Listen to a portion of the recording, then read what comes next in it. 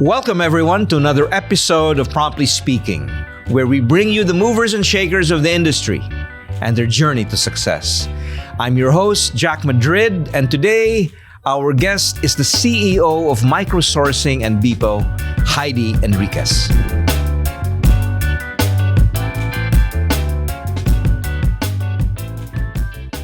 Let's welcome Haidee to the show. Haidee, it's good to have you here. Great to be here, Jack. Great to be here. Medyo kinakabahan ng konti, but as I said, I literally put my hair down for this. Well, I look forward to our conversation. You are one of the most vivacious I love that term. Leaders of the industry, so I've been looking forward to this conversation. But we're going to do something a little bit different in this episode, Haidee. It's actually one of my favorite parts of Promptly Speaking. It's but let's. Medyo kinabahan ako it's a little bigla. bit of an icebreaker of sorts. Although I don't think you don't need to be nervous. But I have a favor. I don't want you to think too much. Okay. Sounds good. About what you're going to answer. Answer it with the first thing that enters your head. Okay? Okay. Parang showbiz na showbiz. Yes. No? Okay. Are you ready to start? I'm ready. Okay. What was your nickname when you were growing up? G-Jet. G-Jet? Yes. Family members still call me that. That's how I am able to determine the depth and the level of my relationship with a particular person. If they call me Jet or G-Jet, that means they're a family member or a close relative from before my life. Can in you Manila. spell that? It's Gigieth.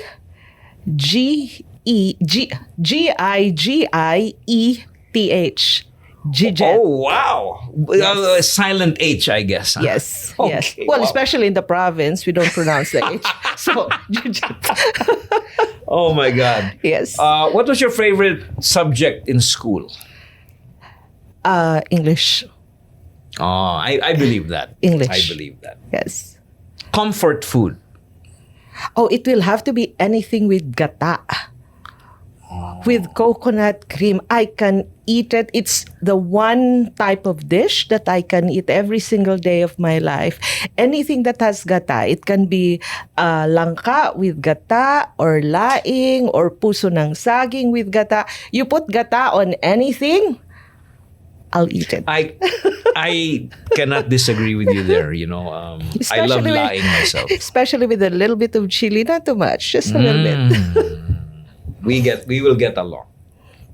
Now, we all know you're from Palawan, but what is the one place in Palawan that is not yet touristic? Oh, I'd say it's Balabak.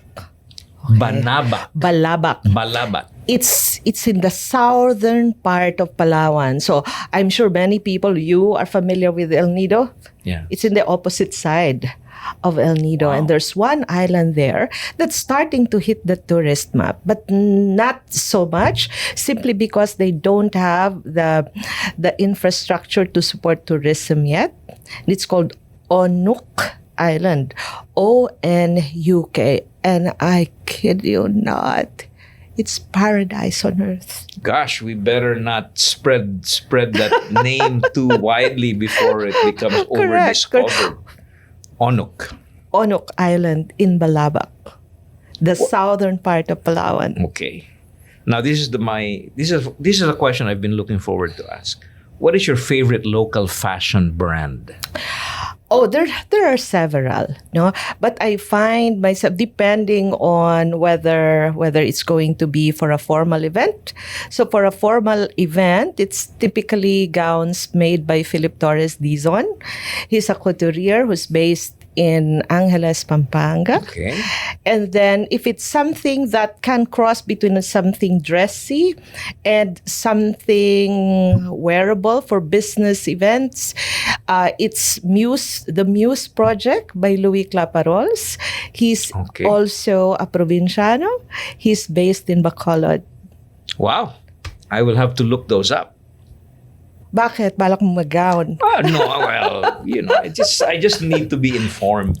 Yes. And I love those brands because they work with local artisans and they always weave something that's very, very Filipino into their design. For example, Philip Torres Dizon, he started this brand he has a particular line that makes cues of retazo. Right? It's called piandit. It's a Kapampangan term which means putting together odd stuff.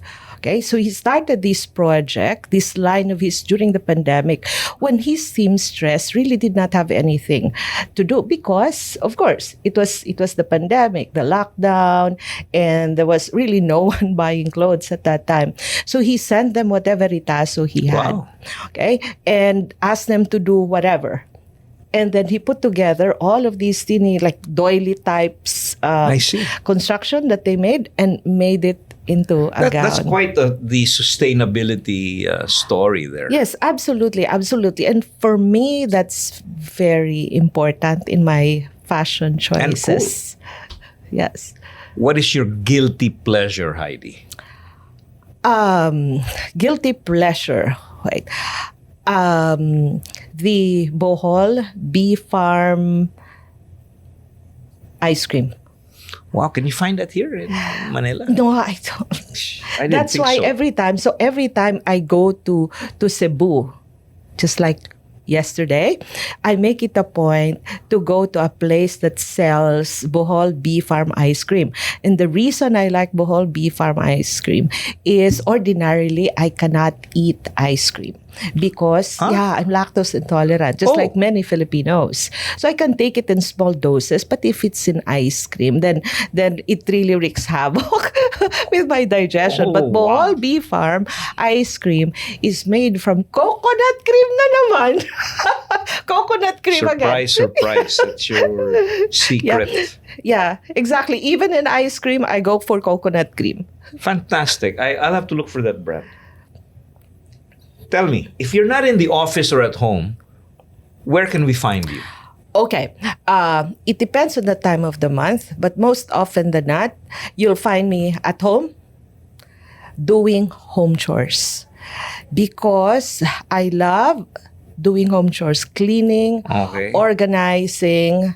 I mean, I'm a little bit of an OC when it comes to that. But every other weekend, like this coming weekend, I'll be in our farmhouse in Puerto Princesa.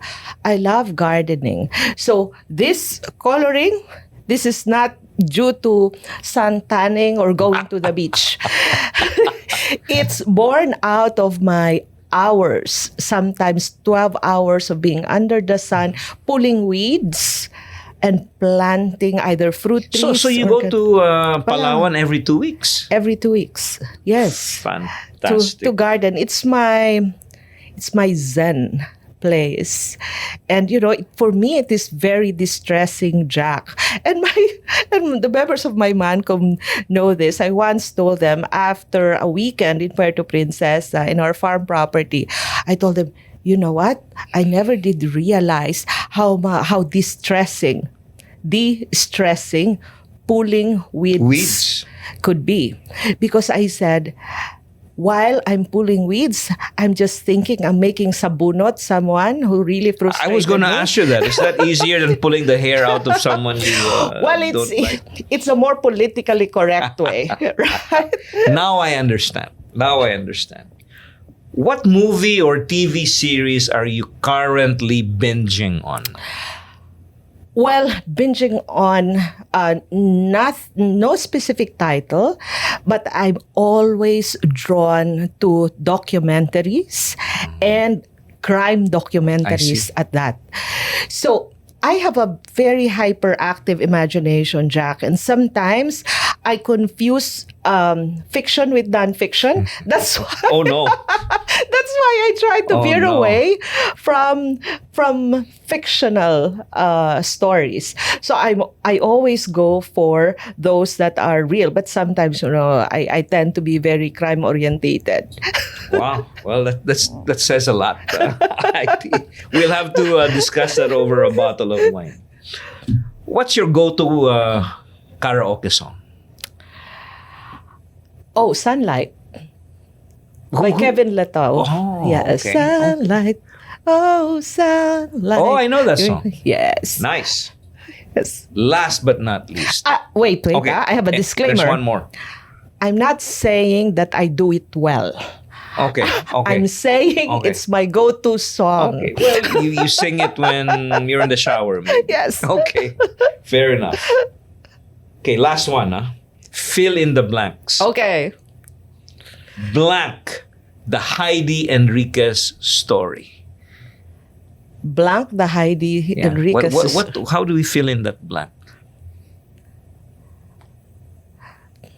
Well, the first thing you said, don't think about it. Yeah, just I say discover the Haidee Enriquez story. That's good. Yes, That's and good. the reason I say that is that when people interact with me for the first time and later they form a certain opinion and perception about who I am and my origins, and more often than not, when they get to know the reality, then they're shocked. The real Haidee Enriquez. The real Haidee Well, Enriquez. we will discover that Yes. in this episode. Okay, Haidee. Thank you for, being so spontaneous. Let us rewind a bit. How were you as a child growing up? Oh my God. So, my mom would often tell the story that when I was a baby, I was the most behaved baby. So, she said that even if my diapers or my lampin at that time, there was no diaper, right, was soiled already, I would not make a fuss. Wow. I just keep quiet. And until such time that they find out about it, right? But she said one thing that was very different about me as a baby from my other siblings. There's 7 of us in the family, Jack. Apart from that is how curious I was. Okay, she said that even as a baby, my eyes would just dart wherever. And every noise I would follow, every sound, every color. She said it was most unusual the way how intense I was about observing the things around me. Now, when I was growing up, Jack, I kid you not, I was a little bit of a nightmare. So I was doing relatively well academically, but if there was some sort of a misdemeanor that happened in the barrio, I was the very first suspect. People Wait, how old were you during this period of your life when you were a suspect? This was elementary years. Oh my Okay? Because I was always the one rallying my kapitbahays and my playmates into doing something that would eventually get us into trouble, such as, for example, raiding the fruit-laden mango tree of our neighbor before they could even harvest it. Stuff like that. I was always into one form of misfit. And then apart from that, so my mom was a public school teacher. And she was a non-formal education teacher as well. And so she was one of those old school moms who reared us believing that we needed to learn household chores, every kind of household chores. Otherwise, these are her words. She'd say, ibabalik ka na sa amin ng asawa mo. Okay? If you don't know. So the assumption was that as a woman, you would have to learn all the household chores because you'd have to learn it. Or you'll end up doing it later on. So anyhow, so there was my mom who taught me even how to do manicure and pedicure. How to do crafts like basketry. I learned how to do that, Jack, Whereas my dad, because my dad for a long time was longing to have a son. So my dad during weekends would bring me to the multipurpose hall of the barrio or the backyard of one of the neighbors, and then have me fight boxing, like neighborhood boxing. Were you the eldest? Second to the eldest. But up until I was in high school, my father would introduce me as my tomboy daughter. Okay? Because I think he was longing for a son, and I was the second in the family. My younger brother was born 2 years after me. I see. But he was a little bit sickly when he was young. And so my father put all his attention on me insofar as, hey, I need to have someone whom I could brag to my fellow soldiers about. And he used me as that. And mind you, Jack, I never fought other girls. I always fought boys because the girls were too small for me. And when I say too small, because I was quite tall for my age, even at a young age. And so, in order for the fight to be fair, my father would pick a neighborhood boy and say, okay, fight my daughter. Wow. And they'd put money on it. Wow. You had a very interesting childhood. Yes. And I was a wild child, Jack. And when I say a wild child, literally, because I grew up in a small barrio in Palawan, I didn't have any proper playground. So my playground were fields and forests. And so my idea of a perfect weekend was climbing trees and falling from them. Wow. That's so colorful. I hope we can get some pictures of your childhood. Oh yeah, absolutely. In this episode. There are several of those floating around. We'll get some of them. Now you speak about your province so fondly. So as a native of Palawan, what is the one thing about your beautiful hometown that you would like our listeners to discover about your province? Okay. Yep. So there's one, and it's about a particular fruit. My favorite, actually. It's called tabo. Okay, tabo can only be found in Palawan, particularly in the mountain areas of Palawan. What kind of a fruit is that? It is a cross. I looked it up once just to find the English equivalent, and there really was none because its status is already vulnerable species. So it's a vine. And it can be found, as I mentioned, in the hinterlands of Palawan. So it's typically the natives who lived in the mountain area, who harvest it and sell it as part of their, like, a means of income. And typically they're in season during the month of September. You can't even find them in the fruit stands, in the proper fruit stands. So you can find them being sold on side streets. Wow. And it's a cross between, the taste is a cross between mangosteen. Okay. And santol. It's around this big, but unlike mangosteen, where you only get like 6 segments, this one has probably 15, 20 segments, different direction. And I kid you not, it's so yummy. Okay, it's so yummy. One of the founder of Rare Fruit Society of the Philippines once told me that he attempted to grow tabo in Laguna but was unsuccessful. He said there was just something about the ecology of Palawan that makes tabo thrive only in Palawan. Amazing. Now, you mentioned that island in the extreme south. Onok, right? Island. Now, yes. That sounds like the gem of Palawan. Is there another one that you can recommend? Oh yes, definitely. My front yard in Busuanga. Okay, so I don't know whether I mentioned to you that I bought a property in Busuanga during the pandemic. Now, many tourists really confused Busuanga with Coron.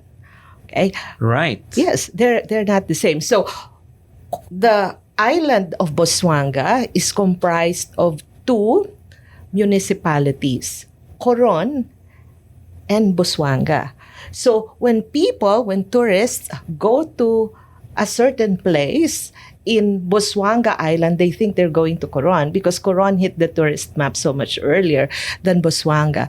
But when I say my front yard in Busuanga, the property that I bought is along Busuanga River. Now, Busuanga River, what makes it very special, it is bioluminescent.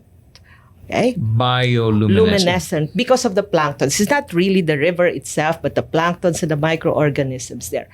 It is also a protected area because of the mangroves. It's surrounded and bordered by mangroves. So, on a clear night, Jack, I go kayaking, clear night, along the Busuanga River, agitate the water, and you see it sparkle. Okay? Wow. So, it's quite a feast for the senses because it's so quiet, it's so dark. You look up and you see thousands of stars up in the sky.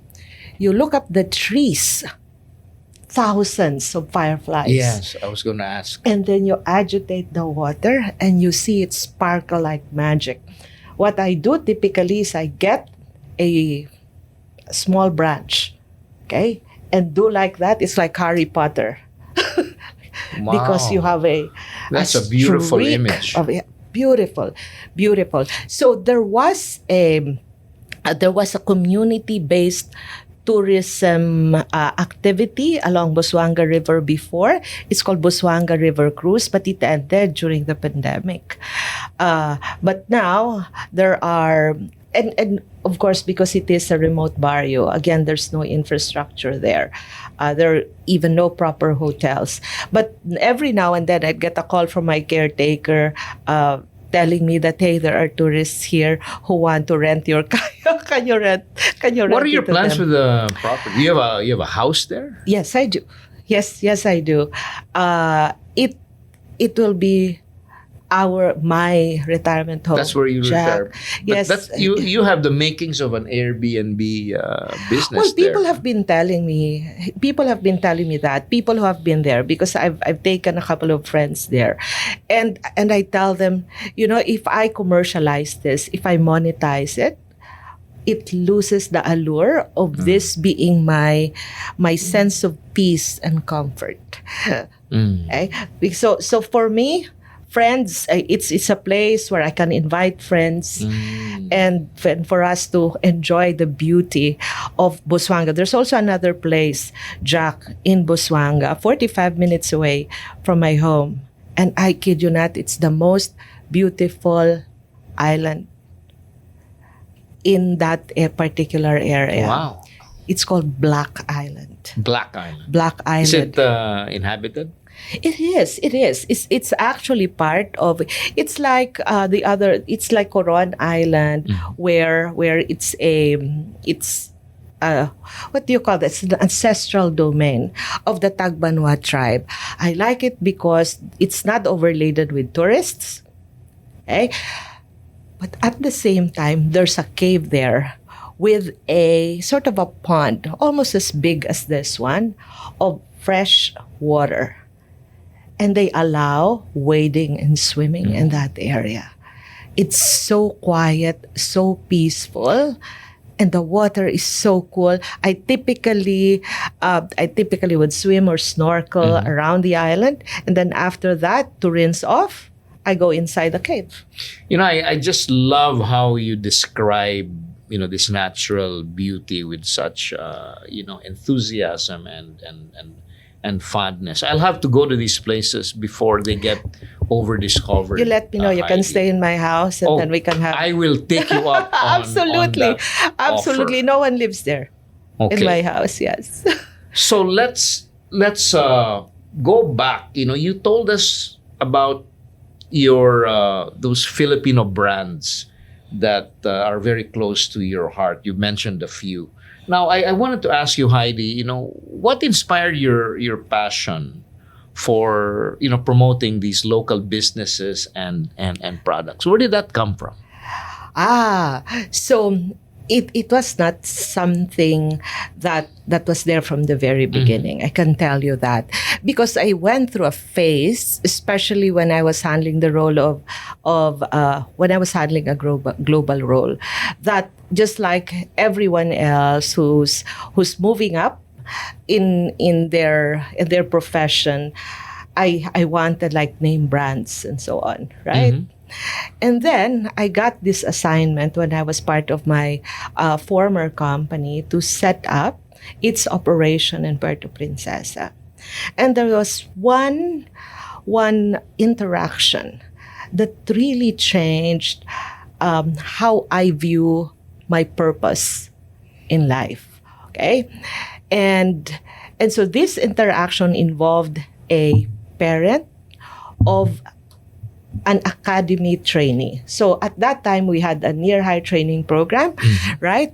And so she chanced upon me on a Saturday while I was doing my grocery shopping in one of the supermarkets there. And then she came up to me and asked me, "You're Ma'am Haidee, right?" And I said, "Yes, I am." And then she held my hands. And then she said, "I'd like to thank you." Of course, in the vernacular, she said, thank you very much." And then I said, "Why?" And then she said, "Well, I was at your site yesterday," said, "and to attend the orientation, because I initiated a program there called WOW, Welcoming Orientation Workshop. And because the operations that we set up there was the very first contact center in Puerto Princesa, it was not well known. Parents did not know what contact center agent work was. And so during these WOW sessions, we invited loved ones and parents in the orientation and gave them a view of the industry. I typically headed that session and then gave them a tour of the facility. So back to the question. So was that the first site in the province? Yes. The very first contact center in the city of Puerto Princesa, and within 1 year, it became the biggest private direct employer in the province. Wow. Okay. How many people did you have at that time? Around 2,500. Wow, that's a big number. This old lady, very, very simple. She said, so I asked, oh, great. She said, "No, you see, my son was one of your academy near hire training graduates." And she said, "Our family got into debt already. Nagsanla kami ng kalabaw para lang to sustain or to sustain his college education. But then after graduation," she said, "he became useless. He did nothing but dota. She said, until he got invited to join Saitel Academy. And then now, she said, it's like a brand new person. He's like a brand new person. He said he hated it when we don't wake him up in time. He did not want to be late. And he's very helpful to us nowadays." Why? And that to me, that interaction to me was a turning point. Because prior to that role, Jack, I was handling a global role. I was traipsing the world, so to speak. And there was a certain allure, of course. For that. It was luxurious to a certain extent. Yeah. But then that interaction with that old woman brought me back to my core.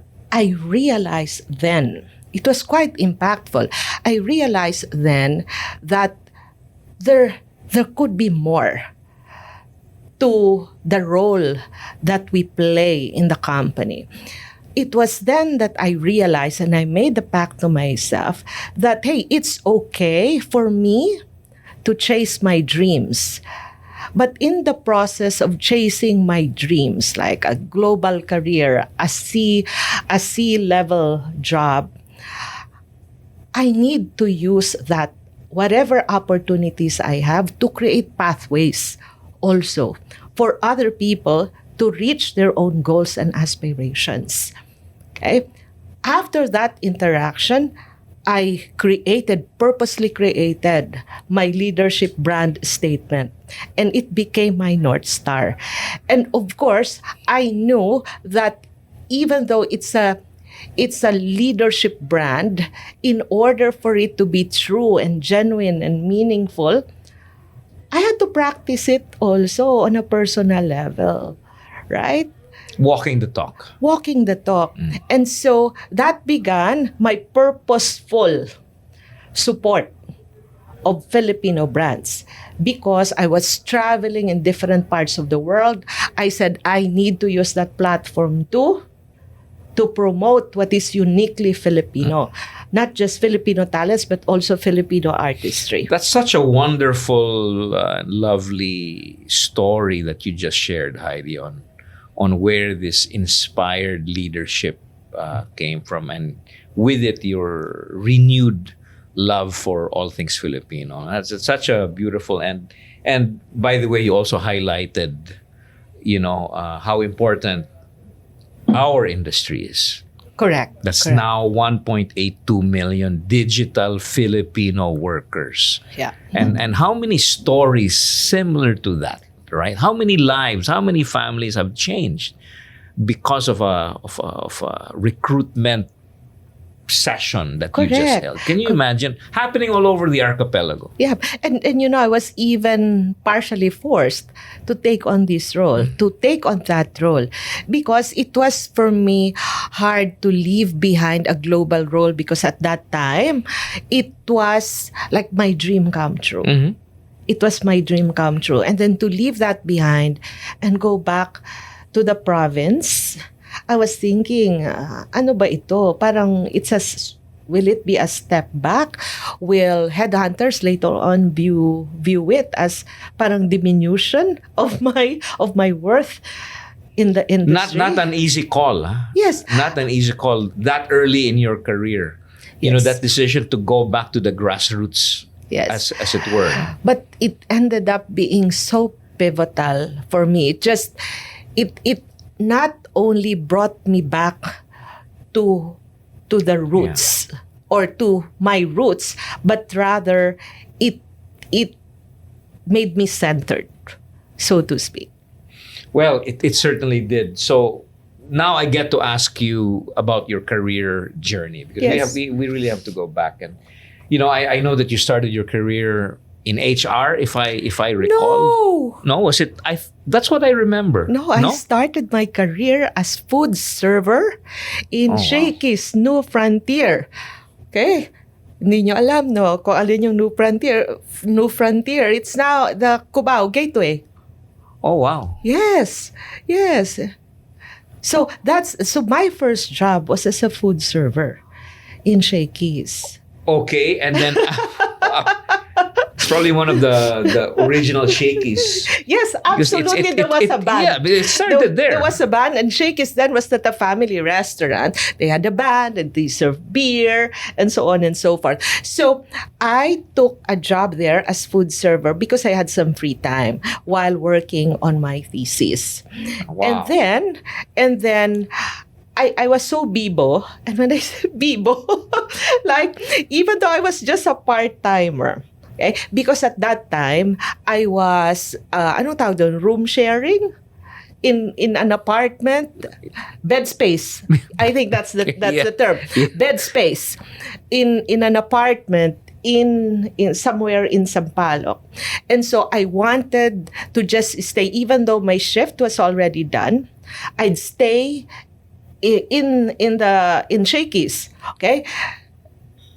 Until such time that the traffic has eased up a little bit. And so to keep me busy, I'd clock out.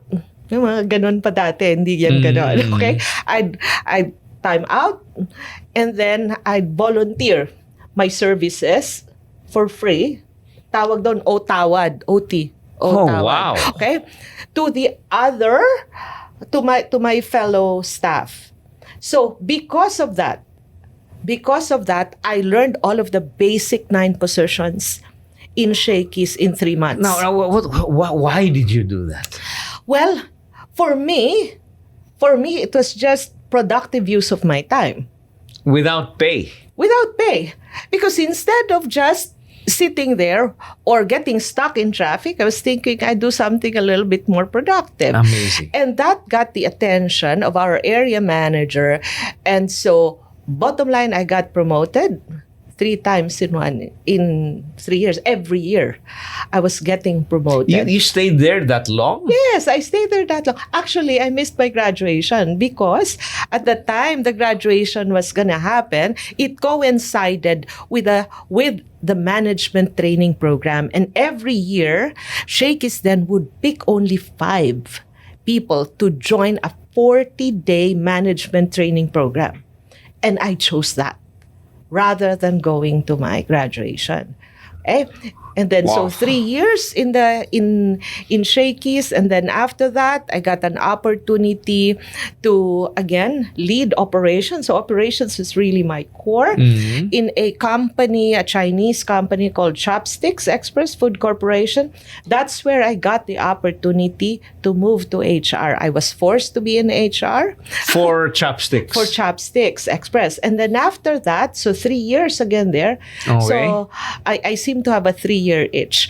And then after that, I was invited by Dunkin' Donuts to join them. Okay. Because of my connection in Shakey's, because Prieto Group of Company pa rin yan. And then so I... So you were at least at that point on this food Yes. products Correct. trajectory. Correct. Fast food, specifically. And then I was invited to join, as I mentioned, Dunkin' Donuts, Pure HR. I did Pure HR there. And then 3 years again. After that, I was invited to join St. Luke's. Wow. As its head of people. So traditional. It was then called People Administration Department. PAD. Or no, not even people. Personnel. Okay, I was going to ask you, isn't that personnel? Personnel administration, and I did that for only 6 months because this guy called Vic Andaya. I don't know whether I you remember him. Yes, he became also a board of trustee of CCAP, hunted me down. And Wasn't he with ACS? Yes, hunted me down. And I kid you not when I say hunted me down, like harassed me. Called me, and I didn't know him from Adam. He just started calling me, telling me that he heard about me. And he said, I feel that you're the right person for the job of head of HR for this company called ACS, which is in the business of contact centers. Yeah. I was like, wow. When he was interviewing me, I was de-selling myself, and I agreed to speak to him only because I wanted him off my hair, because he was getting to be really disruptive. He'd call me 2-3 times a day. He just kept on telling me, talk to me. That's pretty aggressive. Yes. And then so that started really my career in the contact center industry. My first interview with him, he was talking about outbound and inbound. I was like, ano po yun? I didn't even know the difference. Did you ever find out how he got your name and how he discovered about he did tell me. Apparently, he worked with his former HR leader when he was with Van Mel, because he was, prior to ACS, he was the country leader of Van Mel. He reached out to her to ask whether she had any recommendations. Wow. And this HR leader said, I have someone in mind who I think will be perfect, but she doesn't know me. She facilitated, referring to me, she facilitated the orientation for new members of PMAP, People Management Association of the Philippines. And so my boss called PMAP and asked PMAP. There was this lady who facilitated the orientation during this. Vic did that? Yes. Wow. And found me. So I kid you not, it was the most interesting of interviews because I kept on de-selling and he kept on convincing me that I was right for the role. Wow. So, okay. So that's how you got into HR? That's how I got into the contact center. Into the industry through HR. Now, what was your biggest lesson from your HR years in terms of leading and communicating teams, and how did that eventually lead to your leadership style? Okay. Jack, and it's not just in HR. I think throughout the years, but most especially in HR, I learned the importance of authenticity. Okay, that you'd get people to do extraordinary things, not by waxing poetics, but rather authentically dealing with them. So I think in a nutshell, and I keep on reminding myself this every time, reach for the stars, but keep your feet firmly planted on the ground. In all my years managing people, be it in the area of HR or operations management, I found that to be quite powerful. And it took quite a lot of education in order for me to learn that leadership is not about being strong all the time or being the wisest in the room. Sometimes leadership is showing vulnerability. Sometimes leadership is about saying to your team, I don't know how to address this particular problem. Can you help me? And when you show that, you actually show strength. And I've come to realize too that having that authentic view of oneself also helps you become the kind who keeps on sharpening the saw, because there's always that admission and realization that I don't know everything. I can learn from every interaction that I have. Well, I couldn't agree with you more. True authenticity really, I think it almost requires showing some vulnerability. Correct. Right? And that's exactly what you just said. So thank you for sharing that. I do want to go back to your childhood just a little bit, Haidee, because I wanted to ask you, when you were a kid, did you always have that sense? I know you were a mischievous kid, right? But did you always know that you were going to be a leader? Was this something that, or did that come later in your life? Okay, insofar as my own consciousness was concerned, no. People, because I was excelling academically, so I would often overhear people saying that, ay nako, magaling na leader yan si Haidee. But of course, when you're at the top of your class, teachers tend to give you different types of assignments, right? But for me, what was conscious was the fact that I wanted a life that was different from the life that I grew up in. Because we were poor, Jack. We were economically deprived. And so I wanted a life that was different from that. I think I mentioned a couple of times in some forum that there was one instance in my childhood that until now I remember as clearly as if it happened yesterday. Because this unknown woman from an advertisement became sort of my role model. Okay? There was one afternoon and my sister and I decided to watch TV. We didn't have our own TV. So at the neighbor's house. Okay? And we were watching TV from outside. So we were only peeking from the window. And there was this advertisement, an ad, where there was this woman dressed up in a really swanky suit, stepped out of a really nice looking car. Okay? She had a suitcase, was wearing a suit, And then she was high-heeled shoes, and then she walked very confidently up a flight of stairs that leads to a high-rise building. Okay, that was a world that was so different from the nipa hats, from the lasingan during the weekend that I grew up in. I wanted to be part of that world, and for me that became sort of my beacon. I didn't know what she was doing for.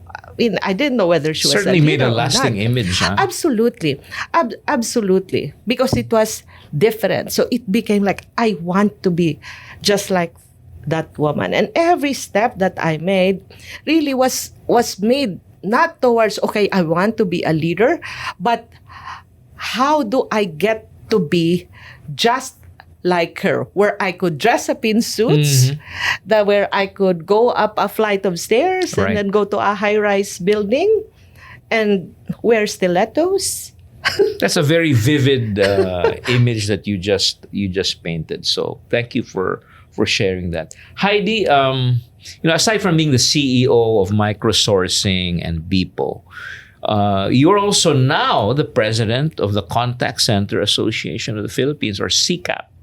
Now, tell us, what are the core principles, that guide you as you lead all your teams? Well,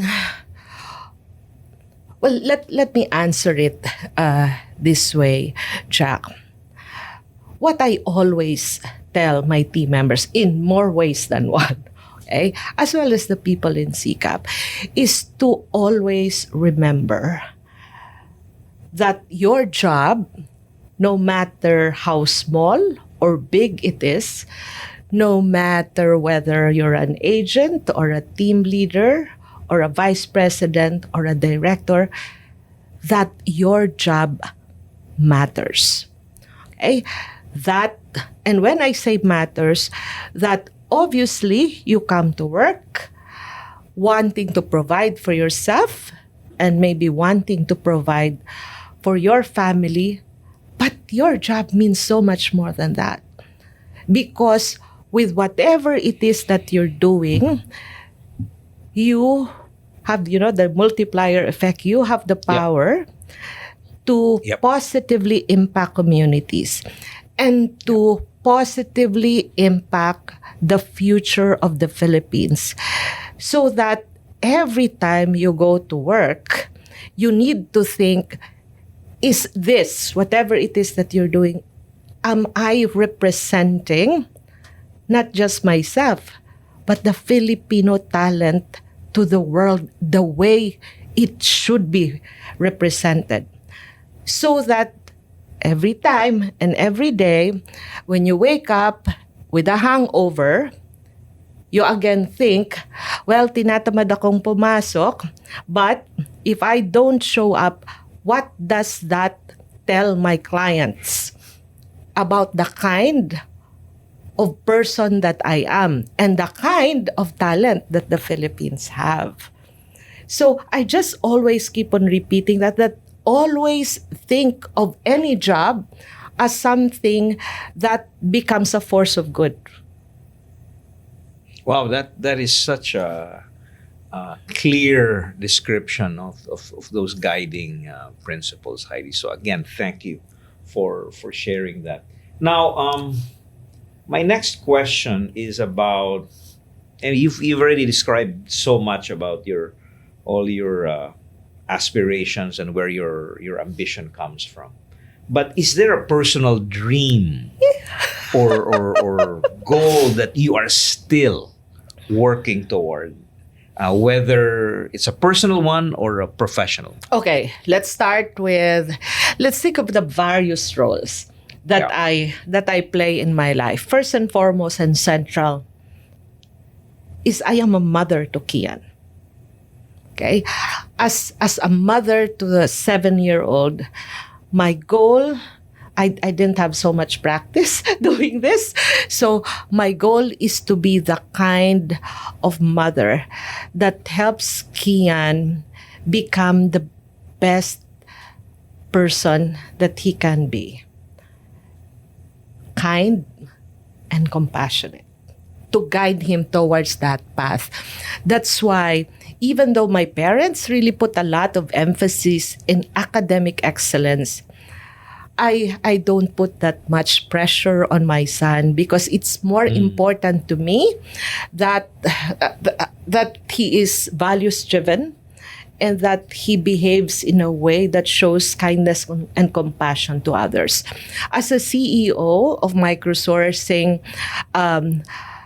my aspiration is to lead MicroSourcing to the global stage. Okay? Right now, we are the biggest managed resourcing company in the Philippines. I want us to be the biggest in the world in the next 3 years. Okay? And as president of CCAP, I want CCAP to be at the forefront of keeping the Philippines or sustaining the status of the Philippines as the number one contact center destination globally through partnerships with other adjacent organizations like IBPAP and government institutions. Well, none of that surprises me, Haidee. When ever since I've known you, you have always been all about industry and country. So Yeah. thank you for that. Yeah, Jack kasi this industry changed the trajectory of my life. Diba? And so I want other people, I want that to be multiplied. My kind of experience to be multiplied in millions of ways. Because there are many people out there, particularly on the countryside, who's just waiting for that pathway to be cleared for them. Absolutely. So, thank you for, sharing that very personal vision and dream, which leads me to the next question. If you could mentor a young woman aspiring for a life of leadership, what would be the first piece of advice you would give to her? Okay, I will share with her a quote which has kept me grounded for as long as I can remember. Desmond Tutu, Nobel Prize winner. Okay? He said, and I think I mentioned this also when I accepted the Woman Leader of the Year award. He said, when you find yourself standing tall amongst the crowd, it is only because you're carried on the shoulders of many, many other individuals. Why this particular piece of advice? Simply because the journey of a woman in this world is not easy. And for a woman to think or even to fantasize, I'd say, that she can do it alone, not gonna happen. You need allies. You need allies of other women, your woman tribe or women tribe, who will help pave the way for you. You need men allies who will be willing to mentor you and give you guidance and perspective. You need allies from different sector. It is not, my experience tells me, Jack, that a woman in particular cannot rely solely and should not rely solely on her grit and talent and whiz. No matter how smart you are, if you're thinking that you can do it alone, then you're mistaken. So that takes a whole lot of humility as well, right? Absolutely, absolutely. But I love that, I love that standing on the shoulders of inspired men and women on that path to success. Now, there are many viewers, both young and old, who are probably feeling, or at some point in their career, feeling stuck and unsure of their path. And I think again, that vulnerability to admit that is important. So to those who may feel that way, what is the one powerful, again, piece of advice that you would give? Someone unsure. I feel stuck. I don't know what to do next. This is for once, we can admit this is normal. This is not Correct. strange to feel so unsure and stuck. Yeah. What would you advise these people? Go back to your core. And by core, I mean, define for yourself what success looks like for you. Because, and the reason I say that is that more often than not, we feel stuck and frustrated and lost simply because we followed a path for ourselves that was taken or were taken by other people and defined our own success with how other people defined success for themselves. Okay? And I've seen so many people, even myself, got to that level wherein, well, do I become a full-time mom? Or do I continue to be focused on my career and become a C-suite, a member of the C-suite? Because I kid you not, my experience tells me that you cannot be successful in both. Okay?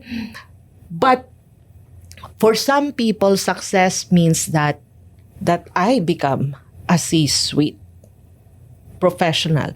But for some people, success means that I raise my children well. So you go back to that core and ask, what is it that is important to me? What does success look like for me? If I become a global leader and yet see my kids not completing their education and being into vices and not fulfilling their own dreams, would I still consider myself a successful person? For me, that helps you become centered and that helps you make clearer decisions about your life and about your career. Wow, that's again such beautiful words and helpful to many of us who may occasionally feel that they're lost. Yeah, so just center. Yeah. Go so back stay to grounded. your center. Just stay grounded. Go back to your core, but continue to strive for the stars. Yes. This has been such an enlightening and such an honest, authentic conversation, Haidee. We could go on for much longer. On. But I'm sure our listeners and viewers got so much out of this, of our conversation, including myself. I've learned things about you that I did not know, and I thought I already knew you. Yeah. You've kind of discovered Haidee Enriquez. Yes, I did. So that is the Haidee Enriquez story. Thank you, Haidee, for spending this wonderful, fun afternoon, sharing me with all of us pieces of your life. And I will take you up on that offer to visit your Busuanga property. Absolutely. And Jack, thank you very much for this opportunity, and thank you for continuing to lead our industry towards greater height. You've done such a great job. Oh, thank you for that, Haidee.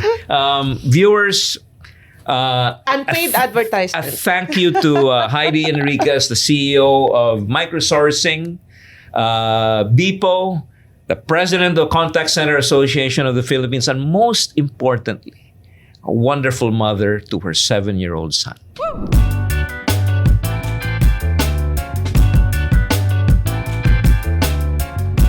Thank you for tuning in to another episode of Promptly Speaking. We hope you enjoyed our episode today, and I hope to see you in the next one.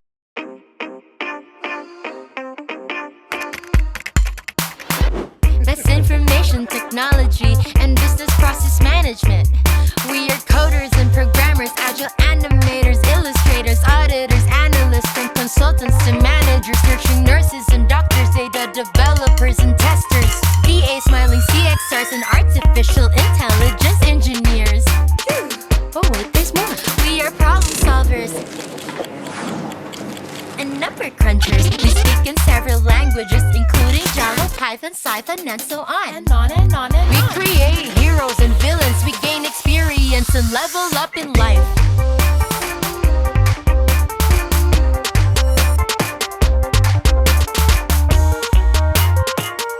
We are the IT BPM industry, working with the Philippines. Join us.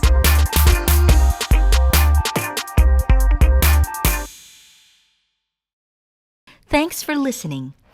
If you enjoyed this episode, be sure to follow and subscribe to IBPAP on Facebook, LinkedIn, TikTok, and Instagram. Stay tuned for the next episode on Spotify, YouTube, and Apple Podcasts. IBPAP.